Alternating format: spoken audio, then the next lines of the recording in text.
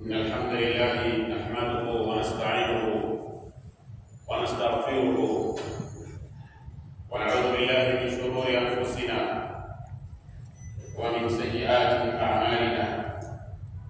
من يهده الله فلا مضل له ومن يضلل فلا هادي له.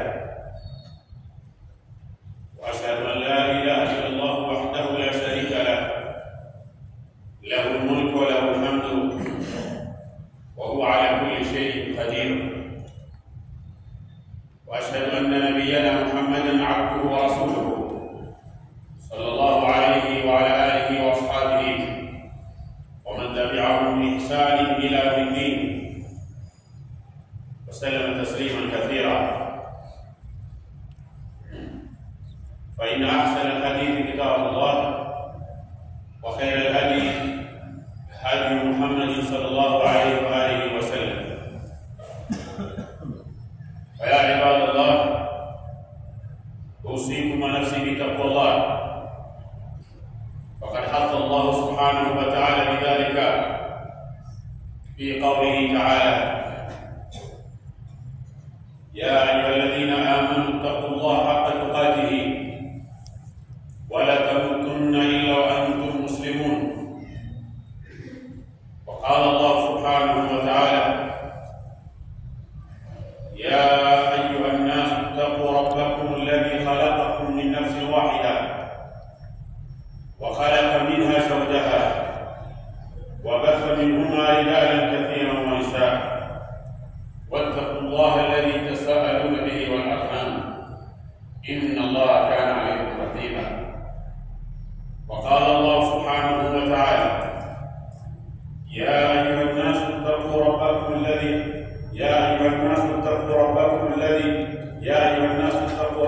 وقولوا قولا سديدا يصلح لكم أعمالكم ويغفر لكم ذنوبكم ومن يطع الله ورسوله فقد فاز فوزا عظيما.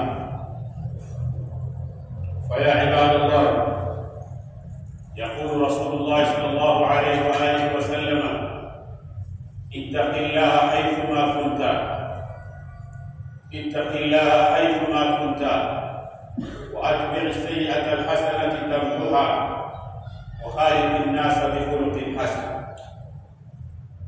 أما بعد، يقول الله عز وجل في كتابه المجيد: كنتم خير أمة أخرجت للناس تأمرون بالمعروف وتنهون عن المنكر وتؤمنون بالله ولو آمن أهل الكتاب لكان خيرا لهم منهم المؤمنون وأكثرهم الفاسقون. وقال رسول الله صلى الله عليه وآله وسلم: من دل على خير فله مثل أجر فاعله.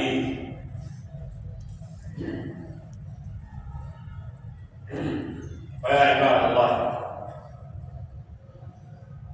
ويا أمة الإسلام، بعد شكر الله جل جلاله نكون صلي الرسول صلى الله عليه وآله وسلم، نموذ الله جل جلاله ajalie kusanyiko huu wa Ijumaa iwe ni sababu ya kusamehewa dhambi zetu sisi na wazee wetu na walimu wetu, na kila mwenye mazito Allah jalla jalaluhu amuondolee, awape shifaa wagonjwa na awatolee dawa ya kheri ya Rabbul Alamin. Amin. Anwani ya khutba yetu ya Jumaa leo tutakuwa ni wenye kuzungumzia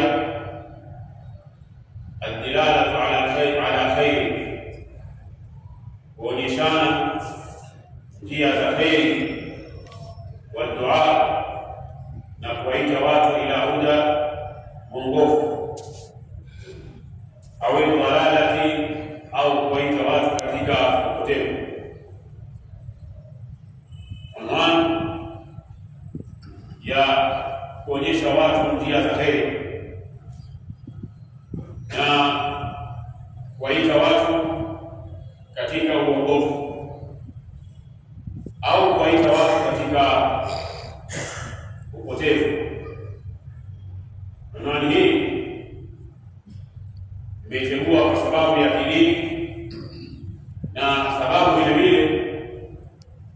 baadhi ya mambo ambayo yanatokea katika sehemu mbalimbali ambazo zinaonyesha kuathirika umma wa Kiislamu wa maonevu na udhalilifu pamoja na ihana ambao tunapitia kutizama na kusikia katika hali ambazo za kusikitisha. Umma huu ambao Allah Jalla Jalaluhu ameusifu kwa sifa nyingi sana, miongoni mwa sifa ni al-izza, nguvu. Miongoni mwa sifa ukhrijat lin-nas ta'muruna bil ma'ruf. Lakini umma katika nyanja za uongozi ile izza hakuna tena. Hakuna kiongozi wa Kiislamu ambaye ni aziz. Popote pale ambapo utamtaja, utasikia, utasoma, hakuna kiongozi ambaye anaweza akasifika ni mfano mzuri katika dini ya mafundisho ya dini ya Kiislamu. Mara nyingi wataja viongozi katika nchi za Kiislamu au katika nchi za Kiarabu kwamba wao ni viongozi wa mifano mizuri, lakini hakikatan hawa hawakilishi Uislamu mpaka wawe mifano mizuri, bali wao na Uislamu kubali mno yale mafundisho halisi ya kuongoza Kiislamu hawana hata moja. Ikiwa wanalazimisha kuonekana na misimamo kama hiyo, huwa ni nyakati tu za swala na Ramadhani au katika misimu ya ibada za Waislamu, lakini baada yake mitendo yao yanakwenda kinyume kabisa na mafundisho yaliyo katika uongozi na sifa za uongozi wa Kiislamu. Na hapo tukataja ile kauli ya Umar bin Khattab radhiallahu ta'ala anhu aliposilimu na kuona vile Uislamu ulimtoa na kumfanya mtu awe wa kutambulikana, akasema nahnu qaumun, sisi ni watu, kunna adilla, tulikuwa wanyonge.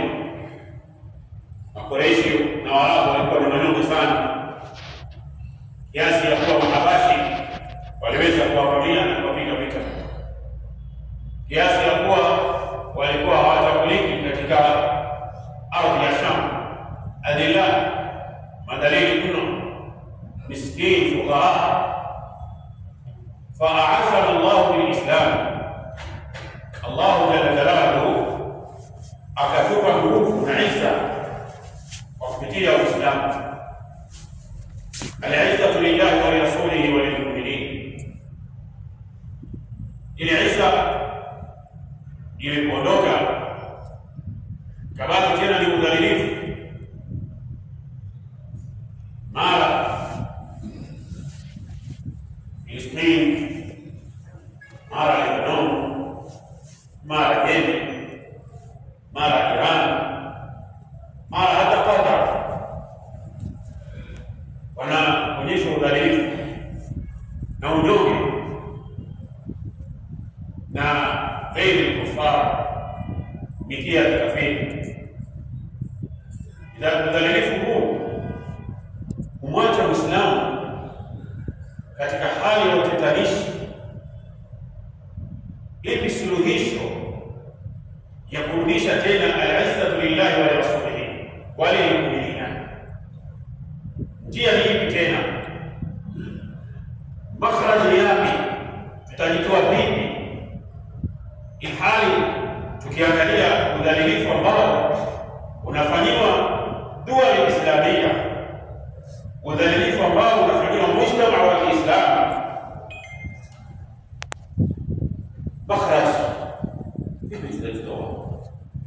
Vipi tutarudisha ile izza?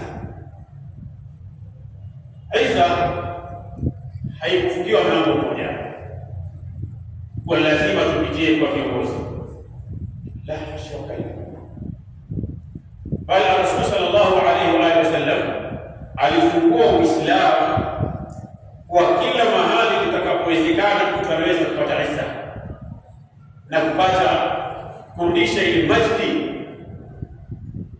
na sauti ambayo ilikuwepo hapo zamani na mpaka leo ipo. Sauti yenyewe na njia yenyewe, dini ya Kiislamu imebainisha wazi, haipo kwa viongozi, ni watu wawili kushirikiana peke yake katika jamii. Ulama, wanazuoni, khutaba, wenye kutoa khutba, maimamu na duat, kisha baada yake waamati almuslimina na waislamu wote. Waislamu wakishirikiana na maulama wao katika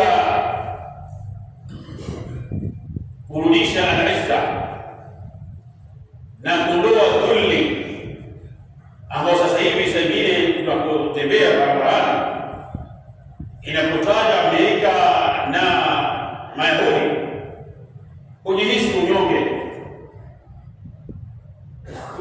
unyonge, na ikawa njia hakuna tena ya kutumia ila tutafute mbadala, na mbadala ni mshikamano baina ya umma na wanazuoni wake, baina ya umma na ulama wake na maimamu wake na makhutabai wake. Bila hivyo tutabaki mdhalilifu kila mahali.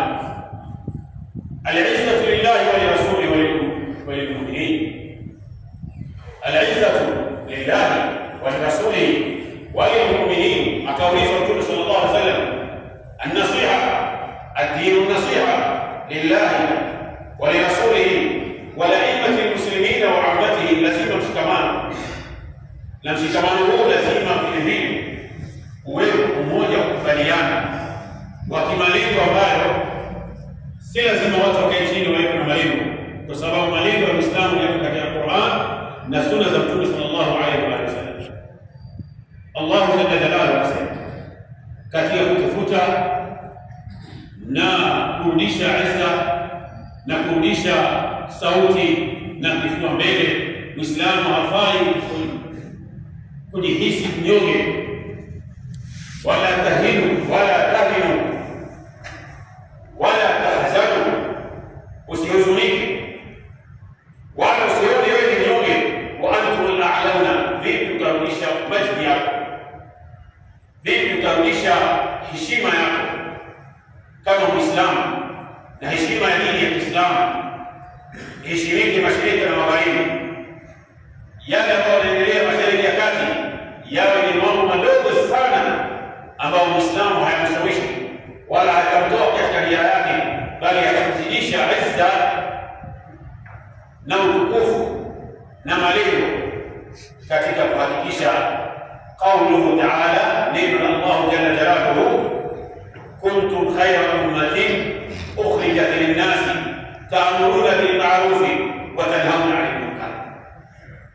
Ukhrijat lin-nasi ta'muruna bil ma'ruf, kuamrisha mema, kuamrisha yale mazuri, na hakuna mazuri ya dini ya Kiislamu zaidi ya kwamba mtu ataweza kuyachukia au mtu ataweza kuyapinga, kwa sababu mazuri yetu yote yako katika aqida nzuri, akhlaqi nzuri, muamala nzuri, tabia njema, mazungumzo mazuri, maelewano, kuuza na kununua, bidii na hali kadhalika. Ukhrijat lin-nas ta'muruna bil ma'ruf, kheri hiyo wal ma'ruf ni lazima sisi Waislamu tuwaonyeshe watu wengine. Ad-dalu ala al-khairi kafa'ilihi, kama anasema Mtume sallallahu alaihi wasallam. Wewe ukiwa na mazuri basi tangaza mazuri yale, tangaza mema yale. ubora ule, tangaza yale ambayo Allah jalla jalaluhu amekufanya wewe. Ukhrijat lin-nasi ta'muruna bil ma'ruf wa tanhauna 'anil munkar. Ni wapi mfano katika ad-dalalatu 'ala al-khair, kueleza mambo ya khair. Miongoni mwa faida za kueleza mambo ya khair ni kwa yale mambo ya khair yanabaki, na chochote ambacho kinabaki kinakuletea thawabu. Katika lugha ya sheria inaitwa al-awqaf. Maana awqaf, kuna awqaf ma'nawiyya wa awqaf hissiyya. Wakfu, mtu ana shamba lake akasema hili shamba mimi nalitoa kwa ajili ya msikiti au kwa ajili ya madrasa au kwa ajili ya faida ya umma. Hii ni yangu, ile renta ambayo inapatikana ilipiwe taa na maji msikiti na maimamu na maulama na maduati, ni awqaf. Basi wakfu ule utabaki hata Muislamu akifariki. Vilevile kuna wakfu aina ya pili ambayo inaitwa wakfu hisia maanawia. Wa wakfu maanawia ni wakfu wa wewe ambapo maneno yako